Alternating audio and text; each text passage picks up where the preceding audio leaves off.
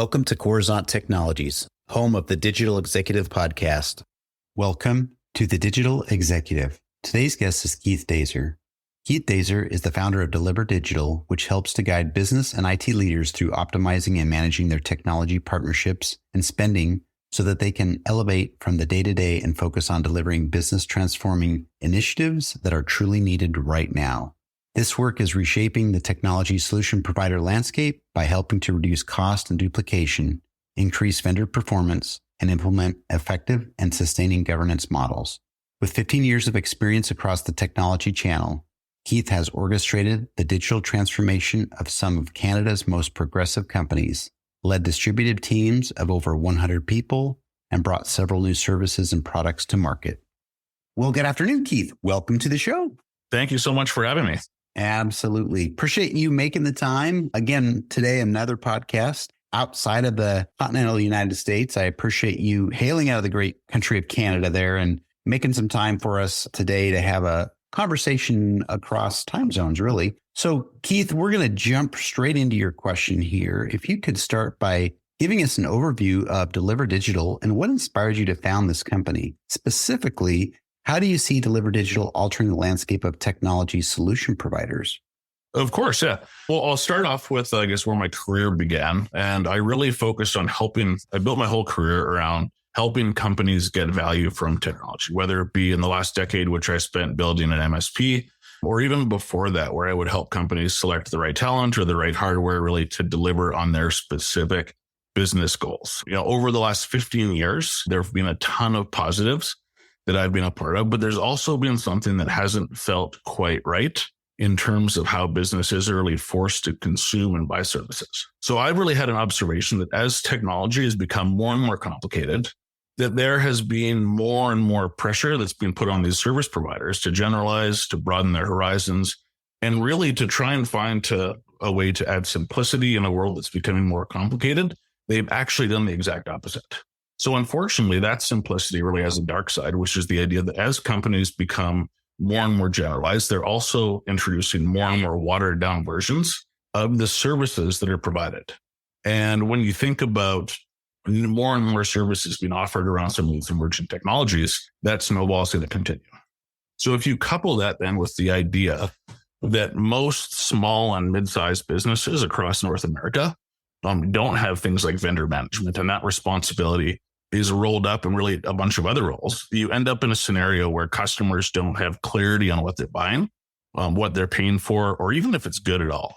So Deliver Digital was founded to help solve this challenge and to help business and IT leaders add clarity to what they have, right-size their services to help them deliver cost savings, and ultimately help them use that exact momentum to drive their organizations forward through technology partnerships. Thank you. I appreciate you giving us a little bit of backstory, obviously, but then also kind of highlighting those things that you specifically get into in the technology shops and companies that are focused on technology and how you can help them be more efficient and more effective. Appreciate that, Keith.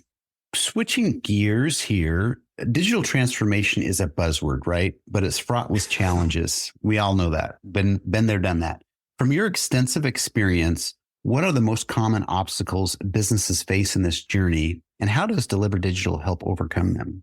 Of course, and first of all, I will acknowledge that digital transformation is definitely a buzzword. I have a swear jar on my desk that I'm probably going to have to contribute to here right now for even using the words there. But I think that there's a few obstacles that organizations face specifically that have remained relatively constant during my experience. So, the first, I think, is that a lot of people aren't willing to invest in the foundation. There's a lot of, quote unquote, unsexy stuff that's required for all of the other cool work that happens.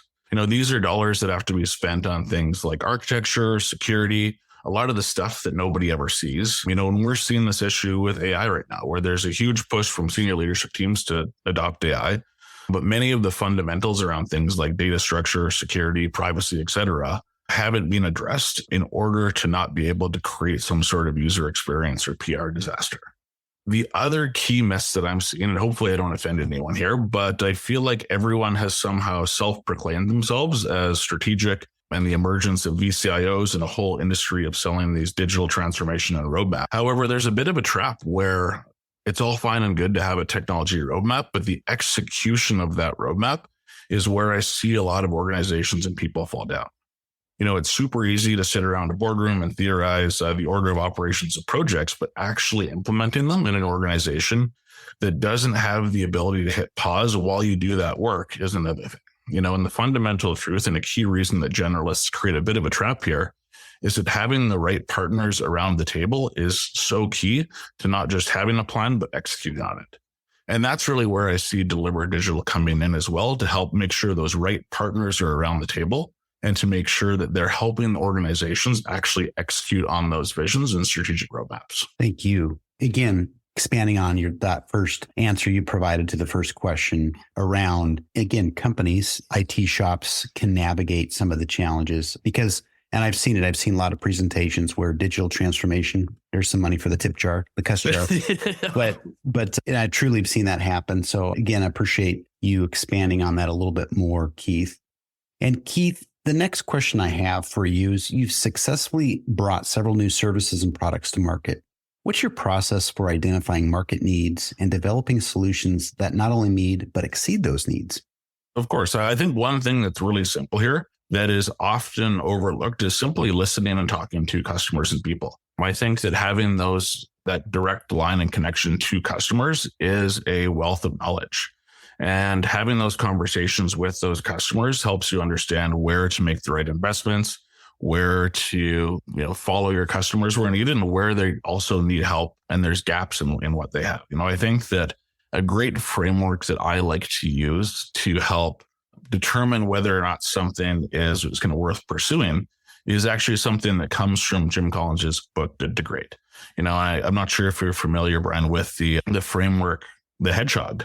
But, really what the hedgehog says is that there's really three things that are important to determine whether or not you should pursue it and really build it out. One, can you be best in the world at it?